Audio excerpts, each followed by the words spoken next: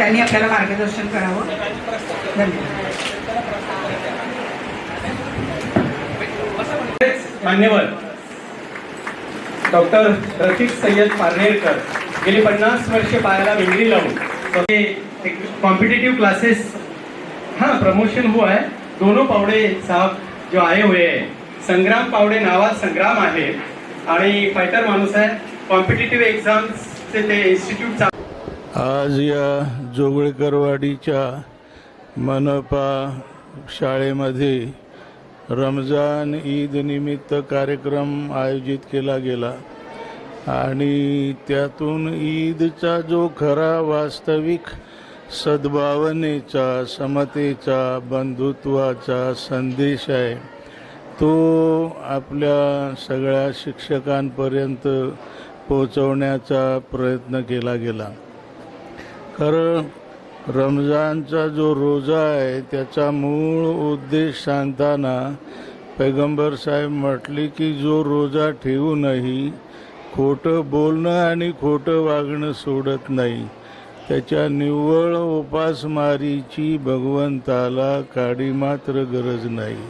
हा जो उद्देश आहे, सर्वच धर्मियांमध्ये उपवास असतो पण चारित्र्याशी त्याचा फारसा संबंध नसतो, खाण्यापिण्याशीच असतो. खरा रोजा आहे तो नाही. पैगंबर म्हटले जुबान का रोजा है, आँखों का रोजा है, कानों का रोजा है, हाथों पैरों का रोजा है. आणि हा खूप महत्त्वाचा आहे. हा उद्देश आहे रोजांचा. आणि रमजानचं दुसरं वैशिष्ट्य कुराण आहे. कुराण अखिल मानवजातीसाठी मार्गदर्शन आहे. कुराणाच्याच म्हणणं आहे या युहन्नास या इन शहरु रमजान अल्लजी उन्जिल फीहिल कुरान हुदल लिन्नास. हुदल लिन्नास म्हणजे हिदायत है इंसानों के लिए. हिदायत म्हणजे गाईड आहे, मार्गदर्शक आहे, अखिल मानवजातीच्या कल्याणासाठी आहे. त्याचा संदेश विश्वबंधुत्वाचा आहे. समस्त मानवजात एकाच मायबापाची संतती आहे ही कुराणाची ठाम भूमिका आहे. पैगंबरांचं म्हणणं आहे की कोणा अरबाला, कोणा अरबेतरावर, कोणा गोऱ्याला, कोणा काळ्यावर काही एक प्राधान्य नाही आहे ईश्वराजवळ. तुम्ही सर्व आदमपासून आहात, बंधू भगिनी आहात. भगवंताला प्रिय तो आहे जो चारित्र्याने चांगला असावा. हा खरं तर ईदचा संदेश आहे, बंधुत्वाचा, समतेचा, न्यायाचा, नीतीचा. आणि एक गोष्ट शेवटी कुराण अखिल मानवजातीला मृत्यूचं स्मरण करून देतो. कुल्लू नफ्सिन जायकातुल मौत, जसं तुकोबांनी करून दिलं की नाशिवंत देह जाणार सकळ. आपल्या सर्वांना मृत्यू अटळ आहे, इच्छा असो की नसो. आपल्या हातात काय आहे, काय करून कसं जगून मरायचं हे आपल्या हातात आहे. काय करावं, काय करू नये. आज समाजाला बंधुत्वाची, समतेची नितांत गरज आहे. मृत्यू तर अटळ आहे असंही आणि असंही. तर मग माणसं जोडून आपण या जगाचा निरोप घेऊया.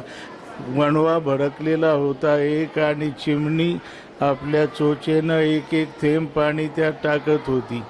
कोणीतरी तिला विचारलं, एवढा हा भयंकर वणवा आणि तुझं एक थेंब पाणी, काय फरक पडणार आहे?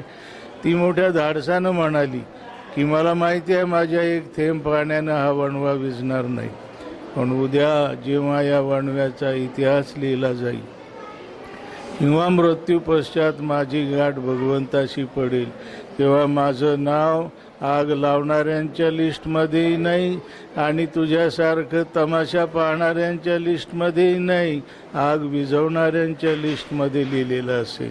त्याच्याकरता मी धडपड करते. हा कार्यक्रम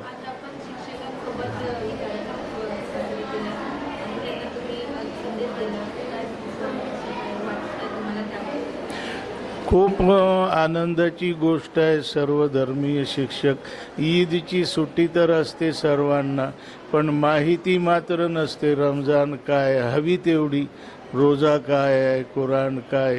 आपण सर्व विविध धर्मीय लोक या भारतात गुण्यागोविंदानं राहतो, मात्र एक दुसऱ्यांच्या धर्मांविषयी, धर्मग्रंथांविषयी, महापुरुषांविषयी हवी तेवढी माहिती नसते.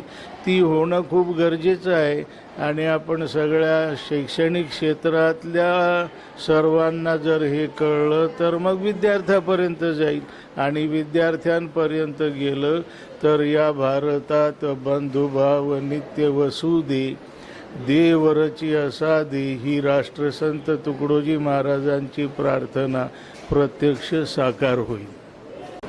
आजचा कार्यक्रम हा माध्यमिक विभागाच्या निरीक्षक शाळा श्रीमती आलमासे म्हणून आयोजित केला आणि सर्व यापूर्वी आम्ही अशा अनेक प्रकारचे कार्यक्रम घेत असतो. ईद मिलन असेल, दिवाळी असेल, गुढीपाडवा असेल, कारण सर्वधर्मीय हिंदू असेल, मुस्लिम असेल, बौद्ध असेल, आम्ही ख्रिसमसचे देखील असे चांगले कार्यक्रम घेतो.